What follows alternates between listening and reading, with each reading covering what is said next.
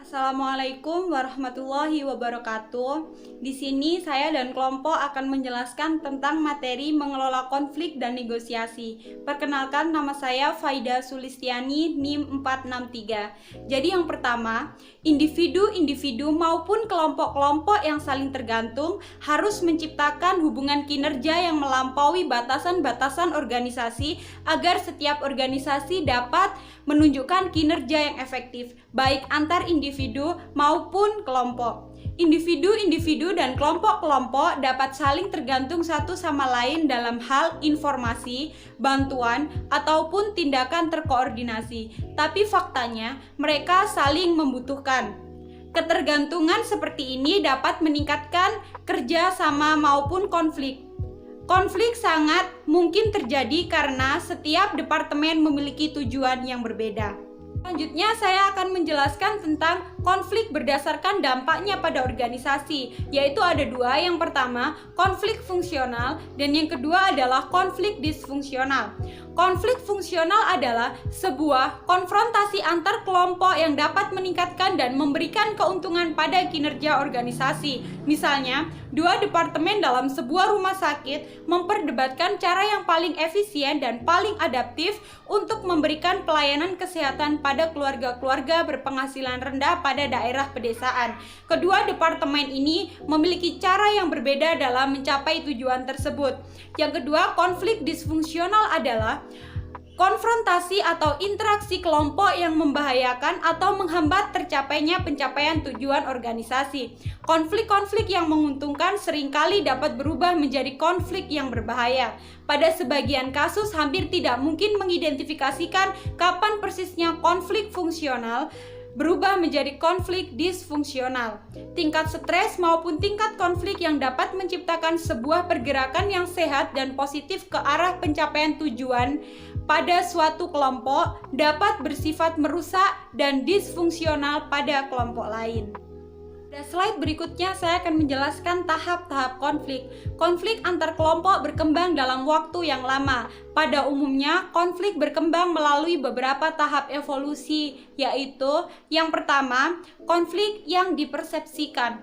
Terjadi ketika setidaknya satu kelompok mulai sadar akan kemungkinan munculnya konflik terbuka akibat suatu situasi tertentu. Misalnya, dua unit dalam organisasi yang sama mungkin ingin mendapatkan ruangan yang sama dalam fasilitas baru kantor mereka.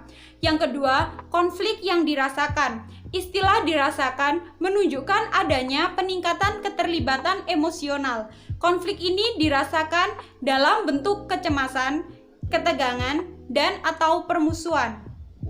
Pihak-pihak yang terlibat dapat menjadi termotivasi untuk mengurangi emosi-emosi negatif karena perasaan ini menimbulkan ketidaknyamanan. Motivasi tersebut dapat menghasilkan usaha-usaha positif ataupun negatif untuk mengatasi konflik tersebut. Yang ketiga, konflik yang termanifestasi.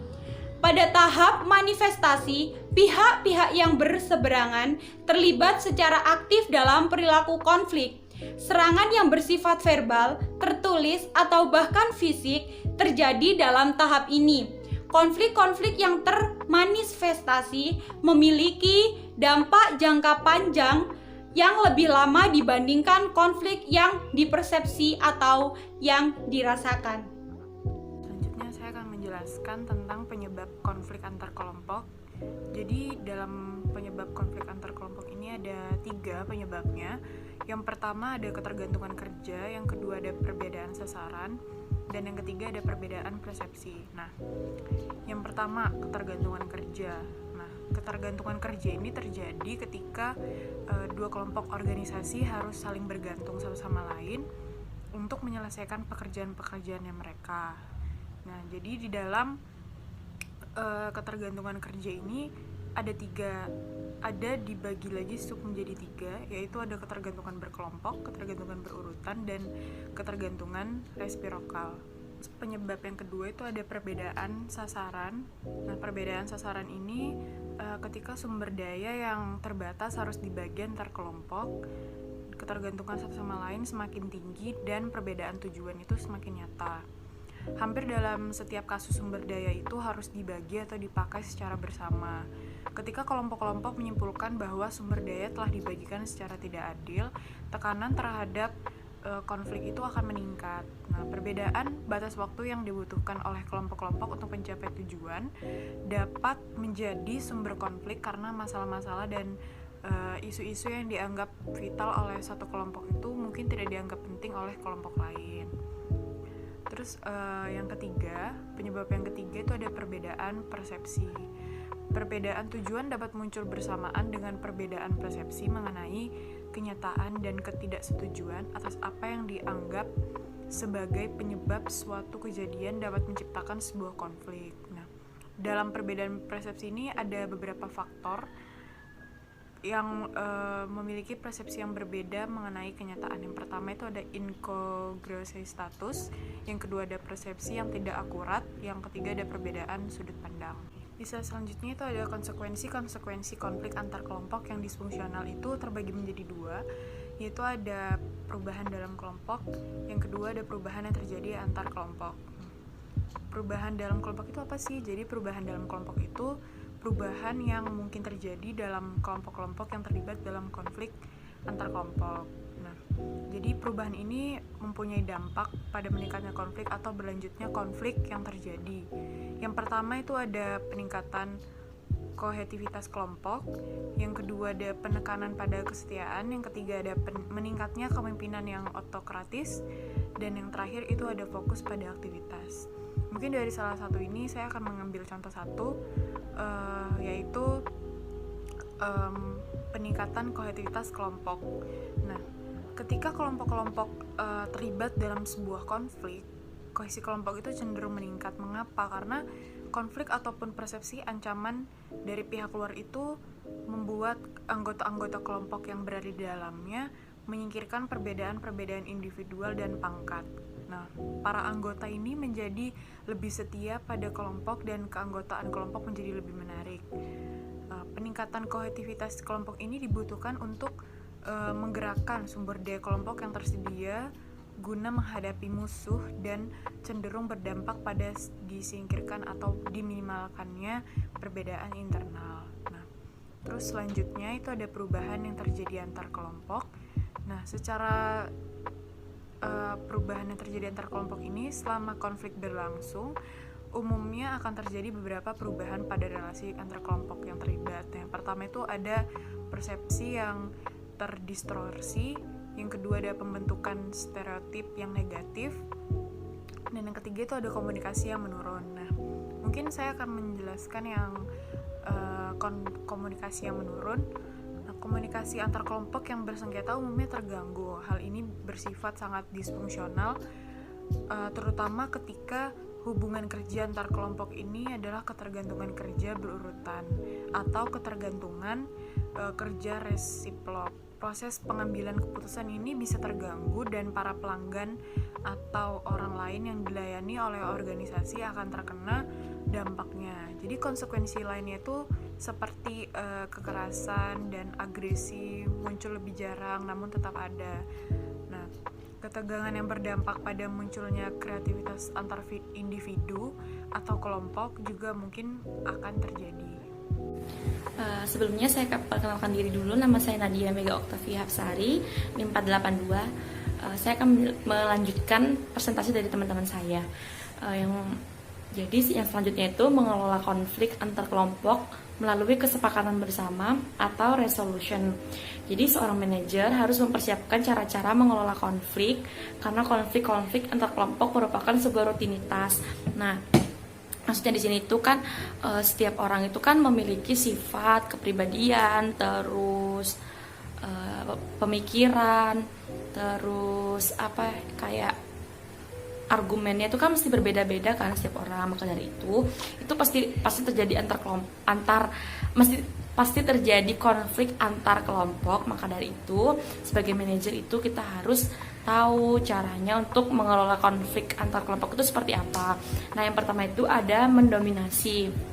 Maksudnya di sini itu dalam pendekatan dominasi ini sebuah kelompok yang berusaha menyelesaikan konflik, memberikan fokus yang maksimal pada upaya memenuhi hal-hal yang menjadi keputusan kelompok tersebut, dan pada saat yang bersamaan memberikan fokus yang minimal pada upaya memenuhi kepedulian kelompok yang lain. Pendekatan dominasi cenderung berorientasi pada kekuasaan. Artinya pada pendekatan dominasi ini, pendekatan ini memerlukan kekuatan yang cukup untuk dapat memaksa kelompok lain. Jadi kelompok yang satu ini dia itu cenderung lebih unggul gitu loh. Jadi misal kalau misalnya yang sering terjadi ya, misal adalah salah satu kelompok yang terlibat menilai kekuasaan yang ia miliki itu berlebihan, mengakibatkan hasil yang diperoleh dapat bersifat negatif untuk salah satu atau kedua kelompok kayak gitu. Misal yang bisa sampai yang selanjutnya itu ada mengakomodasi. Mengakomodasi ini pendekatan yang berlawanan dengan dominasi tadi. Jadi di mana salah satu pihak meminimalkan upaya untuk mengutamakan kepentingan kelompok lainnya.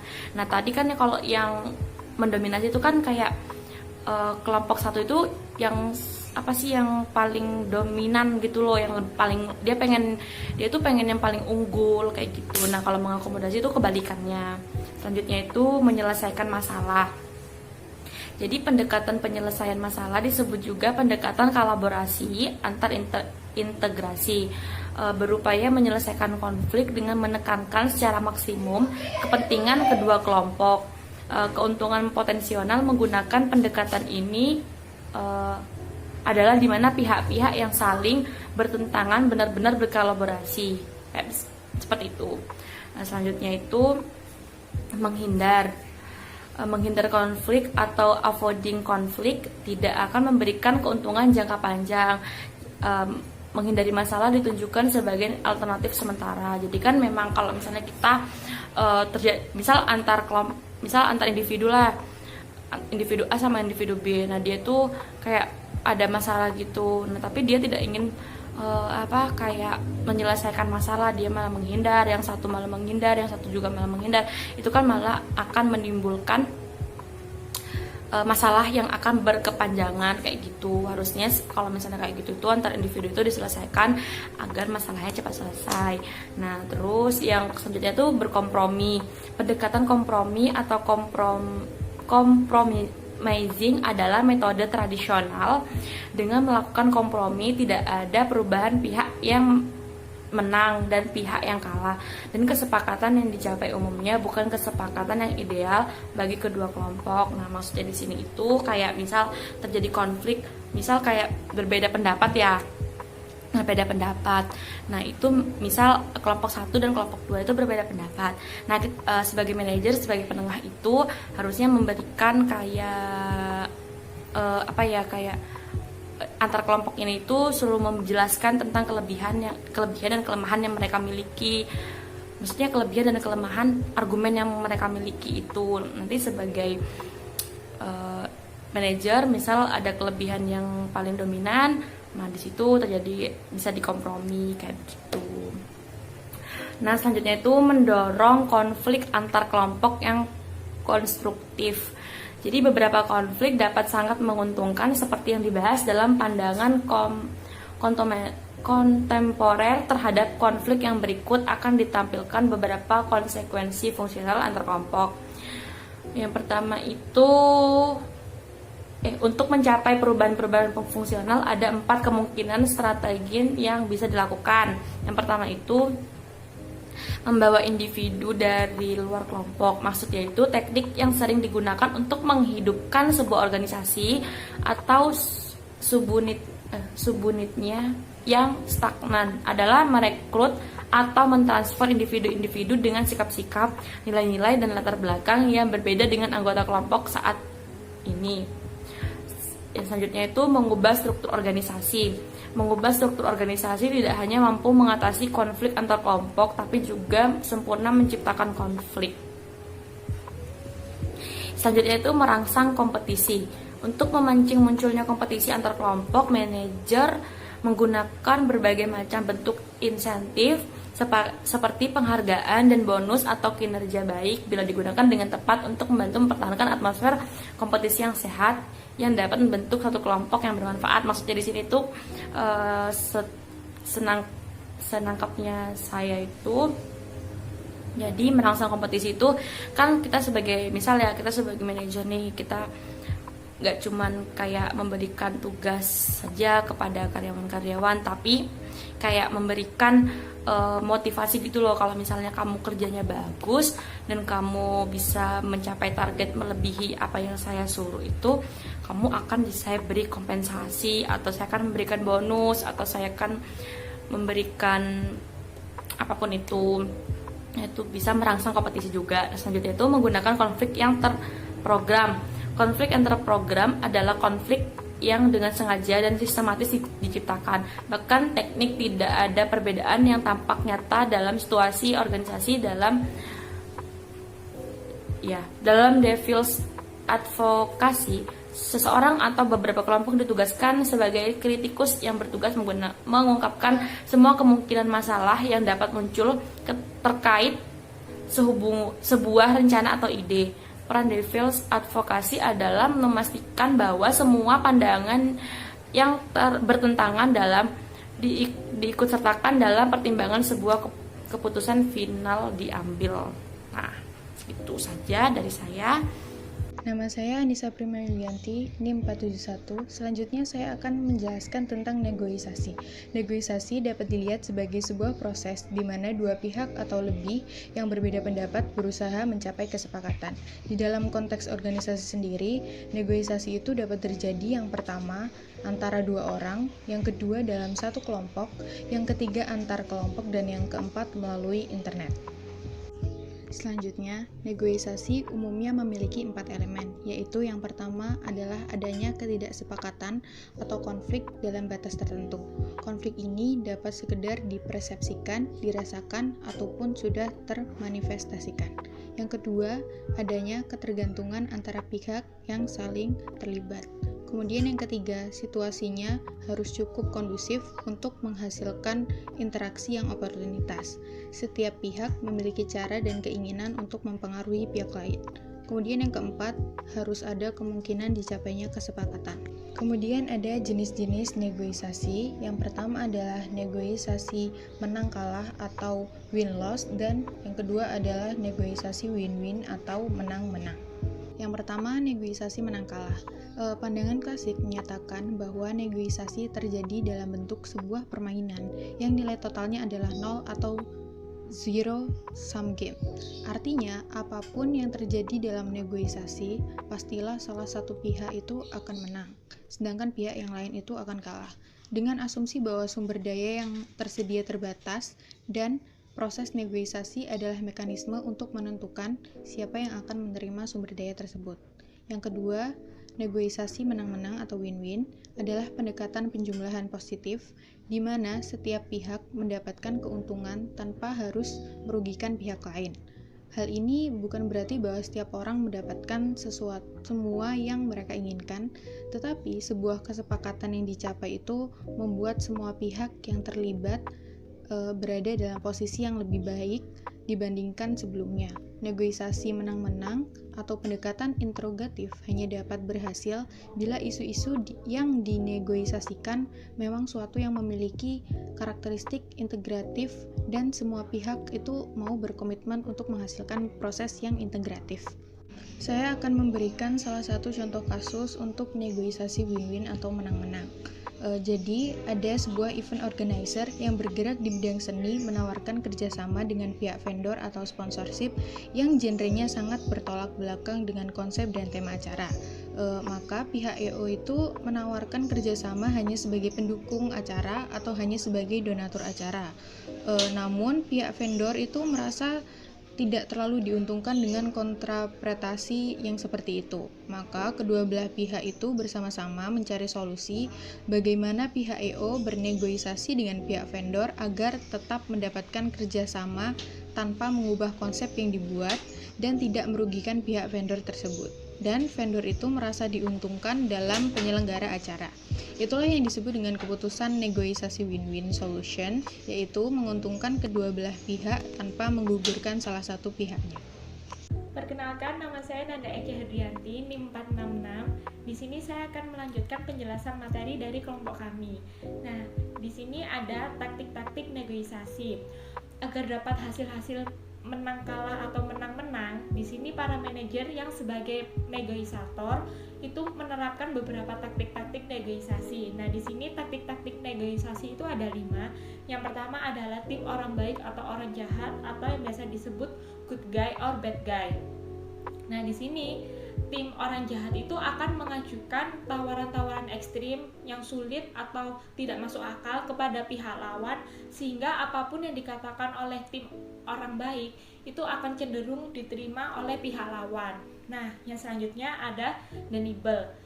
Taktik ini melibatkan dicarinya kesepakatan tambahan sesudah terjadinya persetujuan antara pihak-pihak yang terlibat. Nah, yang ketiga itu ada pemecahan masalah bersama-sama atau joint problem solving. Nah, di sini seorang manajer itu tidak boleh berasumsi bahwa dengan semakin banyaknya kemenangan yang didapatkan oleh satu pihak itu semakin banyak pula kekalahan yang diderita oleh pihak yang lain. Nah, yang keempat itu ada kekuatan persaingan atau power of competition, yaitu para negosiator itu saling menggunakan persaingan untuk membuat lawan bicaranya itu berpikir bahwa mereka tidak dibutuhkan. Jadi pertahanan yang paling efektif untuk taktik ini itu yaitu menjaga objektivitas. Nah, yang terakhir itu ada menawarkan jalan tengah atau splitting the difference. Jadi di sini tekniknya itu berguna saat dua kelompok ini menghadapi jalan buntu. Yang selanjutnya saya akan menjelaskan tentang meningkatkan efektivitas negosiasi. Nah, yang pertama ada negosiasi dengan pihak ketiga. Jadi di sini negosiasi itu tidak selalu langsung terjadi antara dua pihak yang mengalami ketidakkesepakatan. Terkadang pihak ketiga ini dipanggil saat kedua pihak ini mengalami jalan buntu. Nah, di sini saya akan menjelaskan 4 macam intervensi dari pihak ketiga. Yang pertama yaitu ada mediasi, yang kedua ada arbitrase, yang kedua konsiliasi, dan yang terakhir yaitu konsultasi. Yang selanjutnya yaitu bernegosiasi secara global. Jumlah negosiasi yang bersifat global ini meningkat dengan cepat. Kesepakatan pasar dan hubungan global yang diupayakan berbagai organisasi harus memperhatikan dampak budaya pada cara bernegosiasi. Setiap individu dari budaya yang beragam ini menjalani proses negosiasi dengan cara dan gaya yang berbeda. Perbedaan dalam hal cara atau bernegosiasi ini sangatlah luas. Meski demikian, sistem politik, kebijakan legal, ideologi, tradisi, dan budaya jelas memengaruhi pilihan gaya yang digunakan. Jadi dalam pengalaman internasional, para negosiator ini juga memiliki peran dalam pemilihan gaya yang digunakan, membiasakan diri dengan cara berkomunikasi, orientasi waktu, orientasi individu versus orientasi kelompok, orientasi keagamaan dan budaya dari lawan bicara dalam sebuah organisasi. Dan yang terakhir ada meningkatkan negosiasi. Nah, di sini ada beberapa cara manajer untuk meningkatkan negosiasi, yaitu yang pertama ada memulai proses perundingan dengan sesuatu yang positif. Yang kedua yaitu ada berkonsentrasi pada masalah-masalah yang dinegosiasikan dan pada faktor-faktor situasional yang ikut terlibat, bukan pada karakteristik lawan bicara kita.